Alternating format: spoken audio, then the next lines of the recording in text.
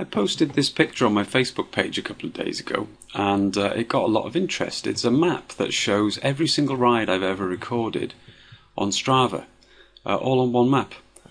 I originally listed this tool on an article on my website. It's the most popular article I've written on my website. It gets more hits than anything else.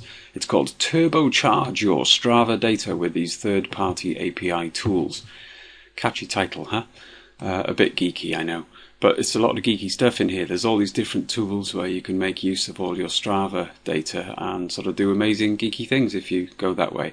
And one of them that seems to attract more attention than most of the others is this thing called Strava Multiple Ride Mapper. If you go to that site, what you get is this, and it asks you first of all for your rider ID. Now you need to know what your rider ID is in Strava, and the easiest way to do that is to head to Strava, find some of your own activity, and if you mouse over your name, then down there in the bottom left of the screen it says app.strava.com/athletes/ and then a number. That number is your rider ID. So in my case that's 345023. So if I put that number in there, 345023, and you can leave all the other stuff as it is and just hit load. Now it's found 145 rides, and I can display the first 100 or just go for all of them, but it says it's going to be slow if I do that. But I want to do that anyway. I want to see them all. So what it does is it goes off to the database and it loads in every single ride associated with my rider number. So in other words, every ride I've ever logged. So it's fascinating to watch them come in and get mapped on the map. You can also increase the transparency or opacity of the lines and make them thicker or thinner. And what it does is as it overlays rides that you may have done more than once, the lines obviously get thicker and darker. So it's a kind of a heat map effect. I'll just let that carry on. I think you can zoom in while it's going as well. Yeah, you can, but it auto zooms to fit all the rides. Or what you can do is zoom to each ride as it's displayed, which is quite neat, but could get very confusing and epilepsy inducing.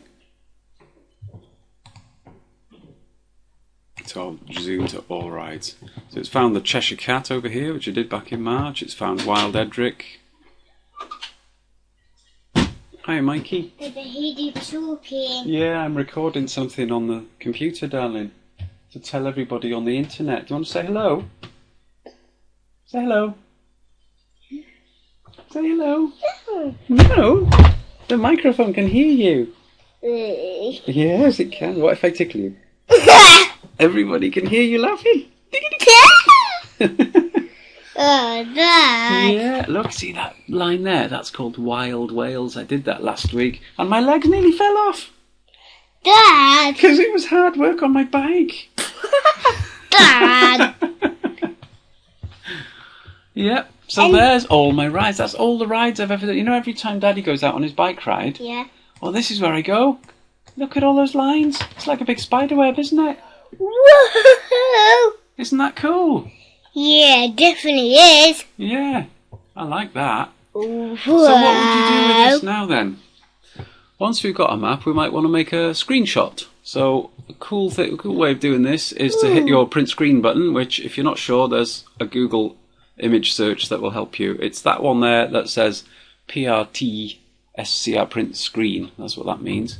So when you do that, it copies it to the clipboard. So from there you can just paste into Word or an image editing program, so you can crop it and tidy it up and do whatever you want to it, and then post it on your Facebook page and get millions of likes like I did. Well, 9. Wow. Thank you, Michael. Okay, that's about it, isn't it? I think. Yeah. Yeah. Okay. Say goodbye, Internet. Bye. Bye, Internet.